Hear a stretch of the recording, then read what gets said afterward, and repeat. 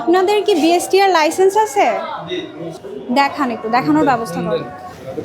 এটা trade licence, এটা হচ্ছে টিন সার্টিফিকেট। বিএসটিআর কোনো লাইসেন্স? আপনারা যে প্রোডাক্ট উৎপাদন করেন সেসব প্রোডাক্টের জন্য বিএসটি লাইসেন্স নিতে হয়। আপনাদের কোনো লাইসেন্স নেওয়া আছে কিনা? আপনাদের এই বিস্কুট এগুলো কবে বানানো? ওজন কতটুকু? কোথাও লিখছেন? আর নাম কোথায়, ডেট কোথায়?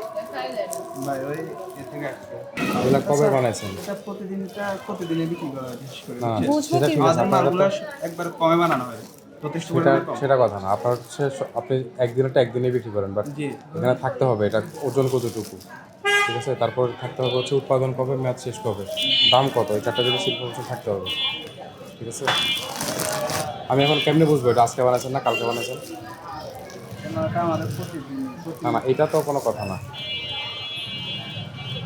ড্রাই কেক এগুলোতে কোনো ডেট আছে? দেখে একটা বের করুন তো।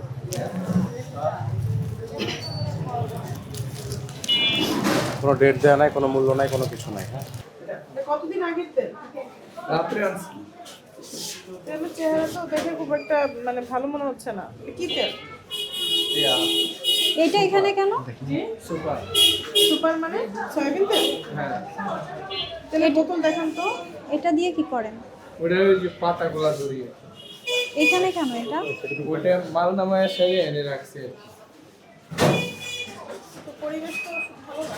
ঝাড়ু দিয়ে বেলচা এখানে রাখতেছেন, আবার খাবার জিনিসও আপনি এখানেই রাখতেছেন।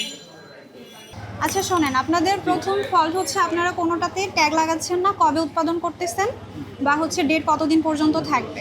একজন আজকে উৎপাদন হয়েছে নিয়ে গেল, কিন্তু সে যদি 7 দিন 8 দিন পরে খায় তখন কেক টেকের ক্ষেত্রে বা যেগুলোর হচ্ছে ব্রেডের ক্ষেত্রে, এই জন্য আপনাদের হচ্ছে ডেট দিতে হবে, ঠিক আছে?